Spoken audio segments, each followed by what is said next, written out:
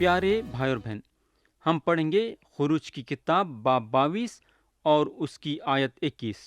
لکھا ہوا ہے، اور مسافر کو نہ ستانا اور نہ اس پر ستم کرنا، اس لیے کہ تم بھی ملک مصر میں مسافر تھے۔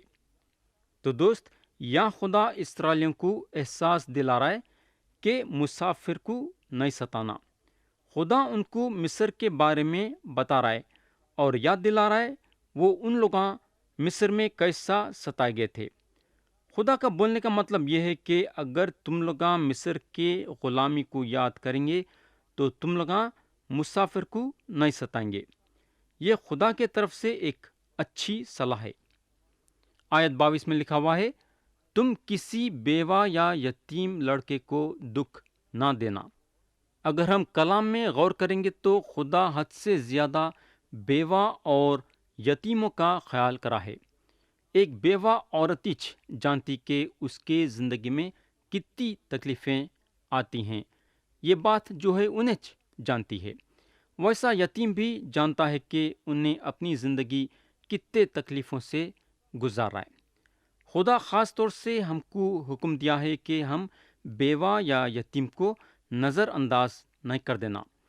آیت 23 اور 24 میں لکھا ہوا ہے، اگر تو ان کو کسی طرح سے دکھ دے اور وہ مجھ سے فریاد کریں تو میں ضرور ان کی فریاد سنوں گا اور میرا قہر بھڑکے گا اور میں تم کو تلوار سے مار ڈالوں گا اور تمہاری بیویاں بیوہ اور تمہارے بچے یتیم ہو جائیں گے۔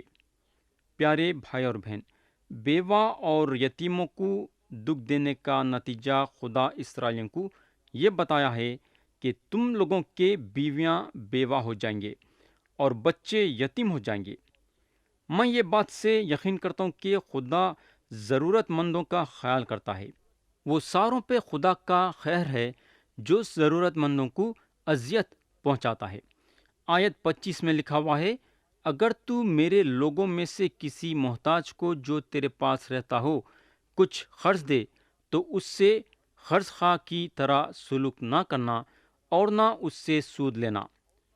اگر ایک آدمی دوسرے آدمی کو قرض دیتا ہے تو اس سے سود نہیں لینا، یعنی کہ یا خدا وہ آدمی کی بات کر رہا ہے جو محتاج ہے کہ محتاج کو قرض دینا مگر سود نہیں لینا۔ خدا جانتا کہ ایک محتاج کیسا سود دے سکیں گا، مگر ساتھ ساتھ خدا یہاں قرض دینے والے کا بھی نقصان نہیں کرا ہے۔ خدا جو ہے محتاج کو قرض دیو بول رہا ہے، مگر محتاج کا فرض یہ ہے کہ جتنا بھی پیسہ انہیں قرض لے رہا ہے وہ واپس لوٹا دینا، سود کے ساتھ نہیں بلکہ بغیر سود کے۔ یا خدا قرضہ دینے والے کا بھی خیال کر رہا ہے اور قرضہ لینے والے کا بھی خیال کر رہا ہے۔ اب ہم آیت 26 سے 31 پڑھیں گے جو کہ یہ باب کے آخری آیتیں ہیں۔ لکھا ہوا ہے، اگر تو کسی وقت اپنے ہمسائے کے کپڑے گراؤ رکھ بھی لے تو سورج کے ڈوبنے تک اس کو واپس کر دینا، کیونکہ فقط وہی اس کا ایک اوڑھنا ہے، اس کے جسم کا وہی لباس ہے، پھر وہ کیا اوڑھ کر سوئے گا؟ پس جب وہ فریاد کرے گا میں اس کی سنوں گا، کیونکہ میں مہربان ہوں۔ تو خدا کو نہ کوسنا اور نہ اپنی قوم کے سردار پر لعنت بھیجنا۔ تو اپنی کثیر پیداوار اور اپنے کولو کے رس میں سے مجھے نظر و نیاز دینے میں دیر نہ کرنا اور اپنے بیٹوں میں سے پہلوتے کو مجھے دینا۔ اپنی گایوں اور بھیڑوں سے بھی ایسا ہی کرنا۔ 7 دن تک تو بچہ ماں کے ساتھ رہے، 8ویں دن تو اسے مجھ کو دینا، اور تم میرے لیے پاک آدمی ہونا۔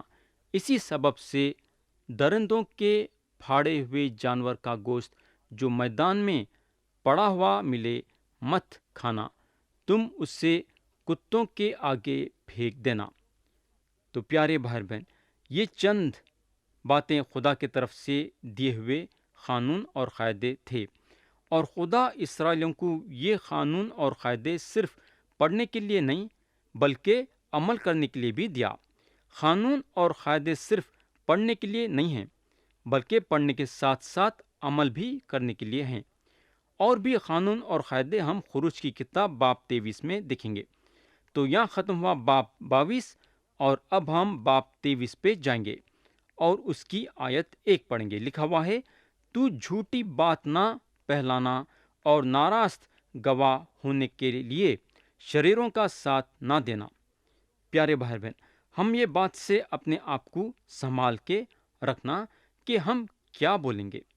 یہ قاعدہ خدا ہم کو دیا ہے، ایک بک بک کرنے والا، یعنی کہ ان سے تھوڑی بات چیت، ادھر آ کے بیٹھنا بات کرنا، ادھر جا کے بیٹھنا بات کرنا۔ کئی لوگوں کو یہ عادت ہے کہ بک بک کرنا خون کرنے کے برابر ہے۔ آیت 2 میں لکھا ہوا ہے، برائی کرنے کے لیے کسی بھیڑ کی پیروی نہ کرنا اور نہ کسی مقدمے میں انصاف کا خون کرانے کے لیے بھیڑ کا منہ دیکھ کر کچھ کہنا۔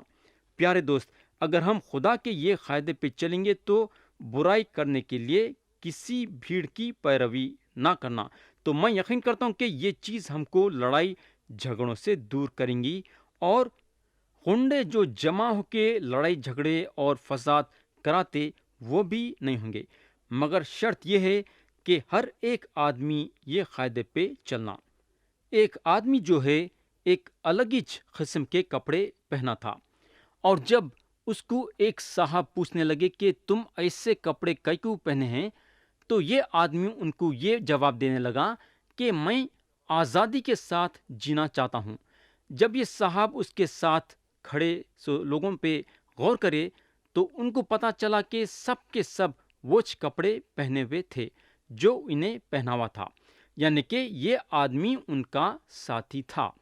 تو یہ صاحب وہ آدمی کو پوچھنے لگے کہ اگر آپ دوسرے کپڑے پہنیں گے تو کیا آپ کے ساتھیاں آپ کو قبول کریں گے؟ تو یہ آدمی بولنے کو لگا نہیں۔ تو یہ صاحب وہ آدمی کو بولنے کو لگے، اگر یہ لوگ جو تمہارے ساتھ ہیں لڑائی جھگڑا کرے تو کیا تم بھی کریں گے کیا؟ تو یہ آدمی بولنے لگا، ہاں میں بھی جھگڑا کروں گا۔ تو یہ صاحب وہ آدمی کو بولنے کو لگے کہ تم تو ابھی بول رہے تھے کہ تم آزادی کے ساتھ جینا چاہتے ہیں، تو تمہار کو آزادی کہاں ہے؟ ان لوگاں جو ہے کپڑے پہن رہے ہیں، تمہار کو بھی پہننا پڑ رہا ہے۔ وہ لوگاں جھگڑا کر رہے ہیں تو تمہار کو بھی جھگڑا کرنا پڑ رہا ہے۔ تمہار کو آزادی کہاں ہے؟ تمہار کو بالکل آزادی نہیں ہے، تم بندش میں ہیں۔ بولنے کا مطلب یہ ہے کہ برائی کا ساتھ دینا آزادی نہیں ہے۔ آیت 3 میں لکھا ہوا ہے، اور نہ مقدمے میں کنگال کی طرفداری کرنا۔ تو جب انصاف کی بات پیدا ہوتی ہے تو کنگال رہو یا دولت مند رہو، انصاف ہمارا برابر کا رہنا۔ غریب ہے بول کے غریب کا ساتھ نہیں دینا جبکہ انہیں غلطی پہ ہے، یا پھر امیر ہے بول کے اس کا ساتھ نہیں دینا کیونکہ انہیں امیر ہے بول کے۔ جب انصاف کی بات پیدا ہوتی ہے تو برابر کا انصاف کرنا یہ ہوگا۔ آگے اگر ہم دیکھیں گے تو خدا اسرائیلیوں کو سبت کے دن کا اور سبت کے سال کا قاعدہ دیا ہے۔ آیت 10 اور 11 پڑھیں گے۔ لکھا ہوا ہے، اور 6 برس تک تو اپنی زمین میں بونا اور اس کا گلہ جمع کرنا، پر 7ویں برس اسے یوں ہی چھوڑ دینا کہ پڑتی رہے، تاکہ تیری قوم کے مسکین اس سے کھائیں، اور جو ان سے بچے اسے جنگل کے جانور چر لیں۔ اپنے انگور اور زیتون کے باغ سے بھی ایسا ہی کرنا۔ پیارے بھائی بہن، جب اسرائیلیاں وعدے کے زمین پہ جائیں گے اس وقت خدا یہ قاعدے کو ان کے سامنے رکھیں گا۔ یہ جو سبت کا دن ہے اور سبت کا سال ہے اور یوبلی کا سال ہے، ہم کو احبار کے کتاب میں تفصیل کے ساتھ بتایا جائے گا۔ احبار کی کتاب یہ تینوں چیزوں پہ روشنی ڈالی ہے۔ سبت کا روز جو تھا وہ ہفتے کا ایک دن تھا اور آرام کا دن تھا۔ سبت کا جو سال تھا وہ سال زمین کو کھیتی باڑی سے آرام دیتے تھے۔ یہ جو یوبلی کا سال تھا جس کو آزادی کا سال بھی بولتے تھے، ہر 50ویں برس عبرانی جو اپنے آپ کو غلامی کے طور پہ بیچ دیتے تھے آزاد ہو جاتے تھے۔ زمین جو بیچی جاتی تھی وہ زمین واپس وہ آدمی کو مل جاتی تھی جو آدمی زمین کو بیچا تھا۔ آج کے دن ایک بڑی دلچسپی کی بات یہ ہے کہ لوگ جو بولتے کہ ان لوگ سبت کے دن کو مانتے ہیں تو صرف سبت کے دن کچھ ماننے کی کوشش کرتے ہیں۔ یہ لوگ سبت کے سال کو رکھنا بھول جاتے، خاص طور سے جب کسان ہیں، اور یوبلی سال کو تو مانتے نہیں۔ اب ہم آیت 14 سے 17 پڑھیں گے۔ لکھا ہوا ہے، تو سال بھر میں 3 بار میرے لیے عید ماننا، عید فطر کو ماننا، اس میں میرے حکم کے مطابق ابیب مہینے کے مقررہ وقت پر 7 دن تک بے خمیری روٹیاں کھانا، کیونکہ اسی مہینے میں تو مصر سے نکلا تھا، اور کوئی میرے آگے خالی ہاتھ نہ آئے۔ اور جب تیرے کھیت میں جسے تو نے محنت سے بویا پہلا پھل آئے تو فصل کاٹنے کی عید ماننا، اور سال کے آخر میں جب تو اپنی محنت کا پھل کھیت سے جمع کرے تو جمع کرنے کی عید ماننا۔ سال میں 3 بار اسرائیلیاں یروشلم کے خدا کے سامنے آنا تھا۔ 3 عیداں تھے جن کو منانا ضروری تھا: عید فطر، فصل کاٹنے کی عید اور جمع کرنے کی عید۔ اب ہم آیت 20 اور 21 پڑھیں گے۔ لکھا ہوا ہے، دیکھ میں ایک فرشتہ تیرے آگے آگے بھیجتا ہوں کہ راستے میں تیرا نگہبان ہو اور تجھے اس جگہ پہنچا دے جسے میں نے تیار کیا ہے۔ اس کے آگے ہوشیار رہنا اور اس کی بات ماننا، اسے ناراض نہ کرنا، کیونکہ وہ تیری خطا نہیں بخشے گا، اس لیے کہ میرا نام اس میں رہتا ہے۔ اب سوال یہ پیدا ہوتا ہے کہ یہ فرشتہ کون ہے؟ پیارے بھائی بہن، یہ سوال کا جواب ہم لوگوں کو خدا کے کلام کے دوسرے آیتوں میں ملے گا۔ اگر ہم کورنتھیوں کے نام پولس رسول کا پہلا خط باب 10 اور اس کی آیت 4 پڑھیں گے تو لکھا ہوا ہے، اور سب نے ایک ہی روحانی پانی پیا، کیونکہ وہ اس روحانی چٹان میں سے پانی پیتے تھے جو ان کے ساتھ ساتھ چلتی تھی، اور وہ چٹان مسیح تھا۔ اگر ہم یہ پہلے خط میچ باب 10 اور آیت 9 اور 10 پڑھیں گے تو لکھا ہوا ہے، اور ہم خداوند کی آزمائش نہ کریں جیسے ان میں سے بعض نے کی، اور سانپوں نے انہیں ہلاک کیا، اور تم بڑبڑاؤ نہیں جس طرح ان میں سے بعض بڑبڑائے اور ہلاک کرنے والے سے ہلاک ہوئے۔ تو یسوع مسیح تھے جن کے فرمانبردار ان لوگوں کو رہنا، یعنی کہ یسوع مسیح کے حکموں پہ ان کو عمل کرنا تھا۔ آیت 23 میں لکھا ہوا ہے، اس لیے کہ میرا فرشتہ تیرے آگے آگے چلے گا اور تجھے اموریوں اور ہتیوں اور فرزیوں اور کننیوں اور ہویوں اور یبوسیوں میں پہنچا دے گا، اور میں ان کو ہلاک کر ڈالوں گا۔ تو میرے دوست، خدا جو ہے اسرائیلیوں کو بولنے کو لگا کہ کیونکہ تم لوگوں کے دشمن گناہ میں مبتلا ہیں، اس لیے میں ان لوگوں کو زمین سے باہر کر رہا ہوں۔ اگر ہم آیت 27 پڑھیں گے تو خدا بولتا ہے، میں اپنی ہیبت کو تیرے آگے آگے بھیجوں گا، اور میں ان سب لوگوں کو جن کے پاس تو جائے گا شکست دوں گا، اور میں ایسا کروں گا کہ تیرے سب دشمن تیرے آگے اپنی پشت پھیر دیں گے۔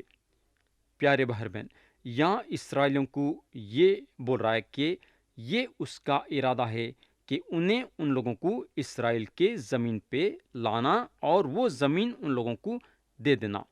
اس کے بعد خدا ان لوگوں کو بولتا ہے، جہاں آیت 32 اور 33 میں لکھا ہوا ہے، تو ان سے یا ان کے معبودوں سے کوئی عہد نہ باندھنا، وہ تیرے ملک میں رہنے نہ پائیں، تا نہ ہو کہ وہ تجھ سے میرے خلاف گناہ کرائیں، کیونکہ اگر تو ان کے معبودوں کی عبادت کرے تو یہ تیرے لیے ضرور پھندہ ہو جائے گا۔ تو یہاں خدا اسرائیلیوں کو خاص طور سے تاکید کر رہا تھا، ان لوگاں وہ زمین کے لوگوں سے یا ان کے خداؤں سے تعلق نہیں رکھنا۔ اگر ہم دیکھیں گے تو حضرت یشوع جو ہیں، جباؤنیوں سے ناتا جوڑ کے بہت بڑی غلطی کرے۔ یہ بات ہم آگے چل کے یشوع کی کتاب میں دیکھیں گے۔ اگر ہم اس بارے میں غور کریں گے تو ہم کو معلوم ہوگا کہ جب جباؤنیاں یشوع کو دھوکہ دینے کے ارادے سے آئے تو یشوع کو یہ بات معلوم نہیں تھی۔ ان کا کام تھا تحقیقات کرنا، مگر انہوں یہ کام نہیں کرے۔ اگر ہم آگے خدا کے کلام میں دیکھیں گے تو ہم کو معلوم ہوگا کہ اسرائیلیاں گرفتار ہو کے بابل گئے، یعنی کہ بابل کے لوگ اسرائیل کو آئے اور اسرائیلیوں کو گرفتار کر کے بابل لے کے چلے گئے۔ اور اس کی وجہ یہ تھی کہ اسرائیلیاں اپنا ناتا غیر قوموں کے ساتھ باندھے اور ان کے خداؤں کی عبادت کرے۔ تو یہاں ختم ہوا خروج کی کتاب باب 23، اور اب ہم باب 24 پہ جائیں گے۔ اگر ہم باب 24 کا مضمون دیکھیں گے تو ہم کو معلوم ہوگا کہ خدا موسیٰ کو پہاڑ پہ بلاتا ہے۔ بنی اسرائیل خدا سے وعدہ کرتے ہیں کہ ان لوگاں خدا کے حکم پہ عمل کریں گے۔ خدا کا جلال نظر آتا ہے اور ہارون اور ہر کو ذمہ داری دی جاتی ہے اسرائیلیوں کو سنبھالنے کے لیے۔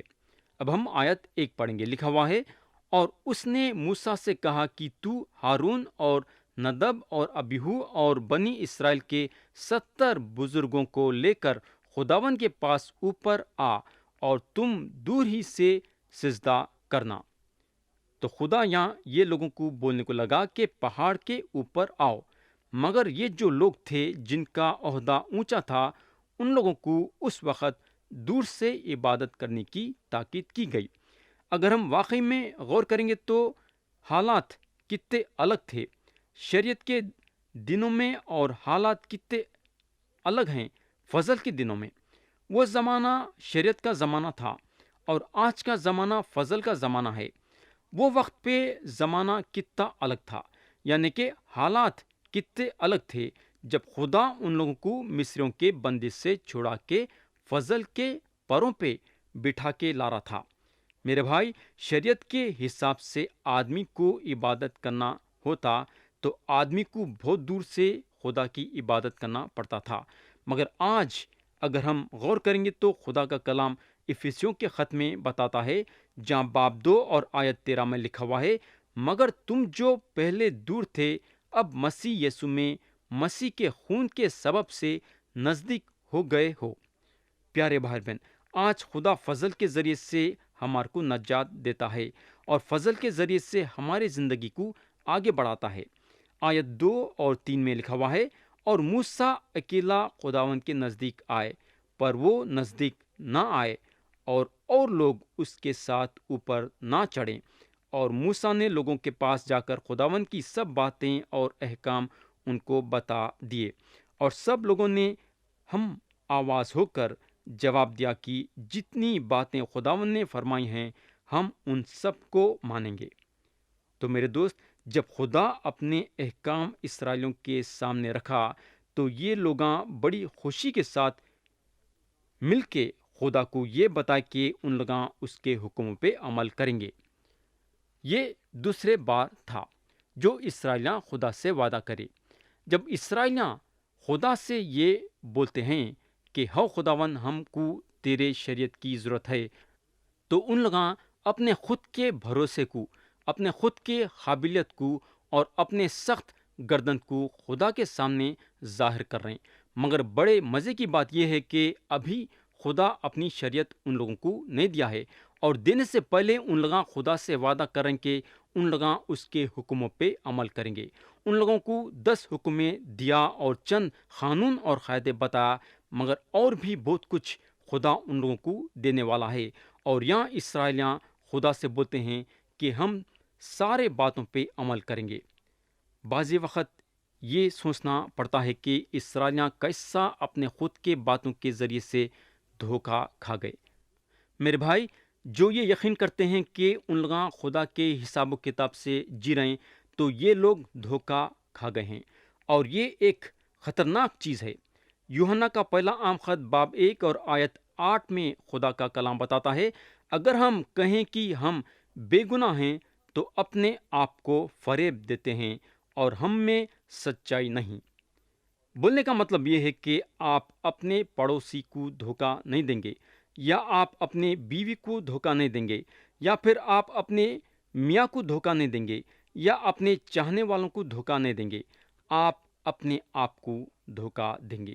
یاد رکھو، یہ بات ہم ضرور یاد رکھنا چاہیے کہ فریب جو بھی ہوتا ہے ہمارے طرف سے ہے۔ وہ بولنے کا مطلب یہ ہے کہ ہم دھوکہ دوسروں کو نہیں دے رہے، بلکہ اپنے آپ کو دھوکہ دے رہے ہیں۔